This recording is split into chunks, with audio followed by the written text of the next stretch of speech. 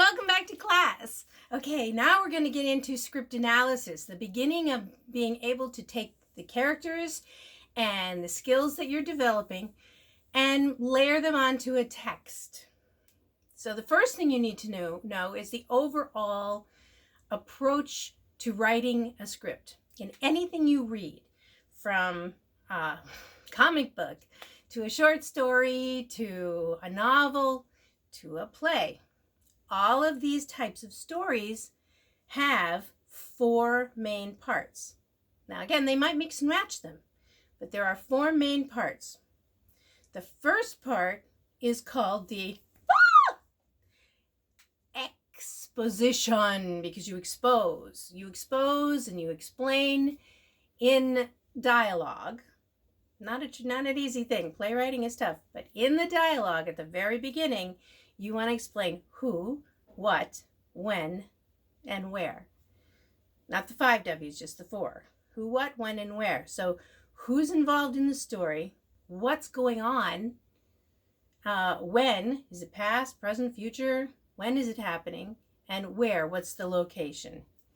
So some of your dialogue may seem kind of boring or reciting, or yes, I've gone to Bristol. Of course I've gone to Bristol. Why would you even ask me that? Bristol is where I came from. Why do you keep asking it?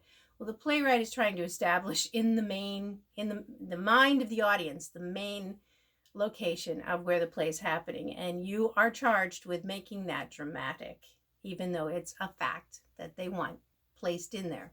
So who, what, when, where. And in that first few moments of the play, they're going to want to see the main character or hear that character spoken of. The main character is the protagonist.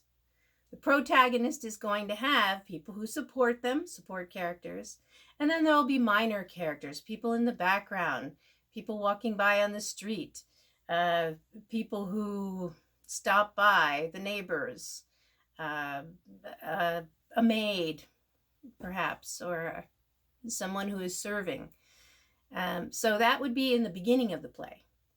In the conflict, you have exposition, then you have conflict, you have a problem, something that everyone has to get over. So things are going along, and then what happens? The antagonist, the bad guy, shows up. Many people think the hero and the villain, the protagonist and the antagonist, that the protagonist is the better one to play. But if you ask almost any actor who's had to play an antagonist, they'll tell you they're the most fun, because you're out of your own box, you're out of your zone, and you get to play a little bit safely with the dark side without actually having to indulge in it in your own personality. Right? So the antagonist shows up, causes a big problem, gives trouble to the protagonist. The antagonist also has support characters of some sort, and there are also minor characters that will be introduced because of the antagonist. So you have exposition, then you have the problem, conflict. Next, you're going to have some rising action. There's facts and things that come in, actions, details. A letter gets lost, a glove goes missing, a body shows up. You're going to have all these pieces of information that lead to a major physical turning point. There'll be a change in the power structure of the play. And usually that's accomplished through a verbal argument, or a fist fight, or the murder, or a chase scene. So there's something physical that happens that changes the power dynamic in the storyline, and that's the climax. Then you start heading downward, falling action, as all of the things that we put in the rising action get revealed, explained, untied, untangled, so that you can hit a satisfying resolution. A resolution is not a solution, because you may not tell them really how the story ends, but you give them a satisfying place on which to leave this story. So that's a basic plot line. Your character is going to fit into that arc, that plot line. You may show up as a symbol. You may show up as a literary structure that the playwright put in to enhance and decorate the story. But it's up to you to make even that character, a smaller character, you need to make that character as deep and rich and engaging as the main character.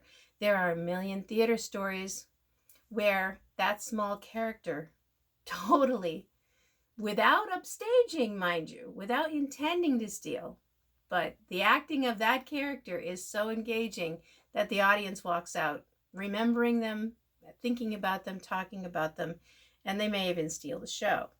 There are some characters that are actually written to do that. The first one that comes to mind for me is in, in Kiss Me Kate.